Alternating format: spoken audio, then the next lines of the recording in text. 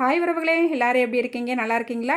நானும் நல்லா இருக்கேங்க. இன்றைக்கி நம்ம பார்க்க போகிறது, நம் உடம்புக்கு இரும்பு சத்தும் கால்சியம் சத்தும் அள்ளித்தரக்கூடிய சூப்பரான ஒரு பாரம்பரிய ராகி லட்டு தாங்க பார்க்க போகிறோம். ஈவினிங் ஸ்கூல் விட்டு வர நம்ம வீட்டு குழந்தைகளுக்கு இந்த மாதிரி லட்டு செஞ்சு கொடுங்க. உடம்புல சோர்வே இல்லாமல் நாள் முழுக்க நல்ல எனர்ஜியாக சுறுசுறுப்பாக இருப்பாங்க. அப்படின்னா நீங்கள் சொல்கிறது போல் பெரியவங்க மட்டும்தான் சாப்பிடணுமா அப்படின்னு மட்டும் நினச்சிடாதீங்க. பெரியவங்கலேருந்து சின்னவங்க வரைக்கும் இந்த லட்டு செஞ்சு கொடுத்தீங்கன்னா எல்லாருமே விரும்பி சாப்பிடுவாங்க. சரி வாங்க, இந்த லட்டு எப்படி செய்யலான்னு சட்டுன்னு பார்த்துடலாம். இப்போ ஒரு பாத்திரம் எடுத்துக்கலாம். இதில் ஒரு கப்புக்கு ராகி மாவு சேர்த்துக்கலாம். ஒரு பிஞ்சு உப்பு சேர்த்துக்கலாம். உப்பு சேர்த்தா பிறகு இந்த மாவோட எல்லா பக்கமும் படுறாப்புல நம்ம நல்லா கலந்து விட்டுக்கலாங்க. அதுக்கப்புறமா கொஞ்சம் கொஞ்சமாக தண்ணியை தெளித்து விட்டு நல்லா புட்டு மாவு பதத்துக்கு இந்த மாவை நல்லா பிசைஞ்சு எடுத்துக்கலாங்க. முதையே அதிகமாக தண்ணி சேர்த்துடக்கூடாது. லைட்டாக கொஞ்சம் கொஞ்சமாக தண்ணியை தெளித்து விட்டு இந்த மாவை நல்லா புட்டு மாவு பதத்துக்கு நல்லா பிசைஞ்சு விட்டு எடுத்துக்கலாம்.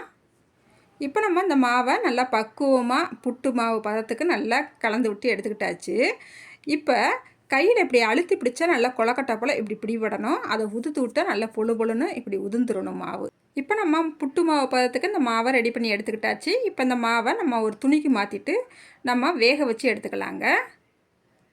இப்போ ஒரு இட்லி பாத்திரத்தை நம்ம அடுப்பில் வச்சுக்கிட்டாச்சு. தண்ணி நல்லா கொதிக்க ஆரம்பிச்சிருச்சு. இப்போ இட்லி தட்டை நம்ம மேலே வச்சுக்கலாங்க. வச்சுட்டு நம்ம மாவு ரெடி பண்ணி வச்சுருக்கோம் இல்லையா, அதையும் உள்ளே வச்சுட்டு இப்போ மூடி வச்சிடலாங்க. மூடி வச்சு ஒரு 10 நிமிஷத்துக்கு அடுப்பை ஹையில் வச்சுட்டு இந்த மாவை நல்லா வேக விட்டுக்கலாங்க. இப்போ ஒரு 10 நிமிஷம் ஆயிடுச்சுது. மாவு சூப்பராக நம்மளுக்கு வெந்துருச்சுங்க. புட்டு மாவு பார்த்துக்கு சூப்பராக வெந்துருச்சு. நல்லா வாசம் கமகமன்னு வருதுங்க. இப்போ கொஞ்சமாக நம்ம கையில் அந்த மாவை எடுத்துட்டு கையில் அப்படி உருட்டி பார்த்தோம்னா நல்லா உருண்டு வரும். அதுதான் நம்மளுக்கு பக்குவம், நல்லா வெந்திருக்குன்னு அர்த்தங்க. இங்கே பாருங்கள், நல்லா உருண்டு வருது. இந்தளவுக்கு வரணும். இப்போ துணியில் இருக்கிற இந்த மாவை ஒரு பாத்திரத்துக்கு மாற்றிட்டு நம்ம மூடி வச்சிடலாங்க. இந்த மாவு இப்படியே இருக்கட்டும். அதுக்கப்புறமா இப்போ ஒரு கடாய் அடுப்பில் வச்சுருக்கிறேன். இதில் 2 ஸ்பூனுக்கு எள்ளு சேர்த்துக்கலாங்க. வெள்ளை எள்ளு என்கிட்ட இருந்ததுனால நான் சேர்த்துருக்குறேன். உங்கள்கிட்ட கருப்பு எள்ளு இருந்தால் கூட அதை கூட சேர்த்துக்குங்க. இப்போ வெள்ளை எள்ளு நம்ம சேர்த்துட்டு அடுப்பு சிம்மில் வச்சுக்கிட்டே வறுத்துக்கிட்டு இருக்கோம். நல்லா பொரிஞ்சு வருது. இந்த நேரத்தில் ஒரு 3 ஸ்பூனுக்கு வேர்க்கடலை எடுத்து வச்சுருக்கிறேன். அதுக்கப்புறமா பூசணி விதை கொஞ்சம், வெள்ளரி விதை கொஞ்சம், பாதாம் ஒரு 5 பாதாம் சேர்த்துருக்குறேன். இதெல்லாம் சேர்த்துட்டு நம்ம நல்லா வறுத்துக்கலாங்க. இப்போ நல்லா 2-3 நிமிஷத்துக்கு நல்லா வறுத்துக்கிட்டாச்சு. இப்போ அடுப்பை ஆஃப் பண்ணிவிட்டு இதை ஆற விட்டுறலாம். அதுக்கப்புறமா அதே கடாயிலேயும் ஒரு 1/4 ஸ்பூனுக்கு நெய் சேர்த்துக்கலாங்க. கொஞ்சமாக தேங்காவை பொடிசாக கட் பண்ணிவிட்டு சேர்த்துருக்கிறேன். நல்லா நெய்யிலேயும் இந்த தேங்காவை வதக்கிட்டு எடுத்துக்கலாம். நம்ம இந்த லட்டில் இந்த தேங்காவை நம்ம சேர்த்து செய்யும் போது ரொம்பவே டேஸ்ட்டாக இருக்கும். இந்த லட்டு ஒவ்வொரு தடவையும் சாப்பிடும் போது அந்த தேங்காவோடு அப்படி கடித்து சாப்பிடும் போது ரொம்ப ரொம்ப டேஸ்ட்டாக இருக்குங்க. அதுக்கப்புறமா இப்போ தேங்காவை நல்லா வதக்கிக்கிட்டாச்சு, அதையும் எடுத்துக்கிட்டாச்சு. இப்போ அதே கடாயிலேயும் 3/4 கப்புக்கு வெல்லம் சேர்த்துக்கலாங்க.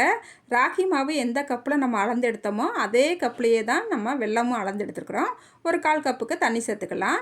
இப்போ அடுப்பை மிதமான தீயில் வச்சுக்கிட்டேவும் இந்த வெல்லத்தை நல்லா கரைச்சி எடுத்துக்கலாங்க.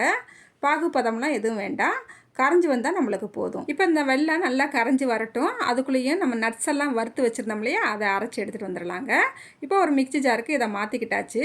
நல்லா கொரகொரப்பாக அரைச்சி எடுத்துகிட்டு வந்துட்டேன். இப்போ நம்ம வெல்லத்தை பார்த்துடலாங்க. இப்போ வெல்லம் நம்மளுக்கு நல்லா கரைஞ்சி வந்துருச்சுங்க. இந்த அளவுக்கு வந்தால் போதும். அடுப்பை ஆஃப் பண்ணிக்கலாம். இப்போ இந்த வெள்ளை தண்ணியை வேறொரு பாத்திரத்துக்கு நல்லா வடிகட்டி எடுத்துக்கிட்டாச்சு. வெள்ளை தண்ணியை நம்மளுக்கு நல்லா ஆறிடுச்சுங்க. இப்போ நம்ம ரெடி பண்ணி வச்சுருக்கிற இந்த வெள்ளை தண்ணியை புட்டு மாவில் கலந்து எடுத்துக்கிற போகிறோம். அதுக்கு முன்னாடி நம்ம அடித்து வச்சுருக்கிற நட்ஸை சேர்த்துக்கலாம். பொடிசாக கட் பண்ணி நம்ம தேங்காவை நெய்யில் வதக்கி வச்சுருந்தோம் இல்லையா, அதையும் சேர்த்துக்கலாம். அதுக்கப்புறமா ஏலக்காய் பொடி ஒரு ஸ்பூன் அளவுக்கு சேர்த்துக்கலாம். எல்லாத்தையும் சேர்த்துட்டு நல்லா கையாலேயவும் நல்லா கலந்து விட்டுக்கலாம். நல்லா கமன்னு சூப்பராக வாசனை வருதுங்க.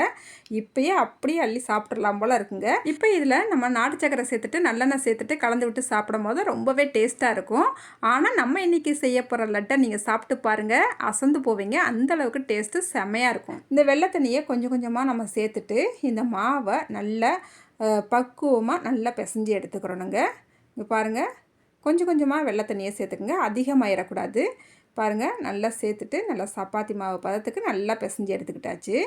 இப்போ மீதம் இருக்கிற வெள்ளை தண்ணியை நல்லா மறுபடியும் கடாய்க்கு மாற்றிட்டு நல்லா பாகு பதத்துக்கு நல்லா காய்ச்சி எடுத்துகிட்டு வந்தாச்சுங்க. கொஞ்சம் பிசுக்கு பதத்துக்கு இங்கே நல்லா காய்ச்சி எடுத்துக்கிறணும். இப்போ நம்ம பிசைஞ்சு வச்சுருக்கிற இந்த மாவில் நம்ம லட்டு பிடிச்சி எடுத்துக்கலாங்க. மீதம் இருக்கிற மாவுலையும் நம்ம லட்டுவாக பிடிச்சி எடுத்துக்கிட்டாச்சுங்க. எனக்கு இன்றைக்கி எடுத்துக்கிட்ட மாவிட அளவுக்கு 13 லட்டு வந்துச்சுங்க. இப்போ நம்ம உருண்டை பிடிச்சி வச்சுருக்கிற இந்த லட்டுவை இந்த வெள்ளைப்பாகில் போட்டு நல்லா ஒரு தடவை பரட்டி எடுத்துகிட்டு அப்படியே எடுத்து வச்சிட வேண்டியதாங்க. இந்த லட்டை உடனடியாக சாப்பிட்றத விட ஒரு 5 மணி நேரம் கழித்து சாப்பிட்டிங்கன்னா டேஸ்ட்டு சூப்பராக இருக்குங்க. இந்த ராகி லட்டு செய்கிறதுக்கு நம்ம ராகி மாவை நல்லா அவிச்சிட்டு சேர்க்கறதால செரிமானம் ரொம்ப சுலபமாக இருக்கும். எலும்புகளுக்கு தேவையான கால்சியம் சத்து நிறையா இருக்குங்க. மேலும் இந்த லட்டில் நம்ம நட்ஸு, வெள்ளை எள்ளு இதெல்லாம் நம்ம சேர்த்துருக்குறோங்க. இதில் நல்ல கொழுப்பு சத்தும் நல்ல இரும்பு சத்தும் நம்மளுக்கு இருக்குது. இந்த லட்டு செய்கிறதுக்கு நம்ம வெள்ளை சர்க்கரைக்கு பதிலாக சுத்தமான வெள்ளம் சேர்த்துருக்கிறதால நம்ம உடம்புல ரத்த சோகை வராமல் தடுத்து நல்லா ஹீமோகுளோபின் அளவை அதிகரிக்க செய்யுங்க. இவ்வளவு சத்தும் சுவையும் நிறைந்த இந்த லட்டுவை நீங்களும் ஒரு முறை ட்ரை பண்ணி பாருங்கள். ட்ரை பண்ணிவிட்டு எப்படி இருந்துச்சுன்னு மறக்காமல் கமெண்ட்டில் சொல்லுங்கள். இந்த வீடியோக்கு ஒரு லைக் பண்ணிவிடுங்க. அடுத்த ஒரு வீடியோவில் பார்க்கலாங்க. பாய்.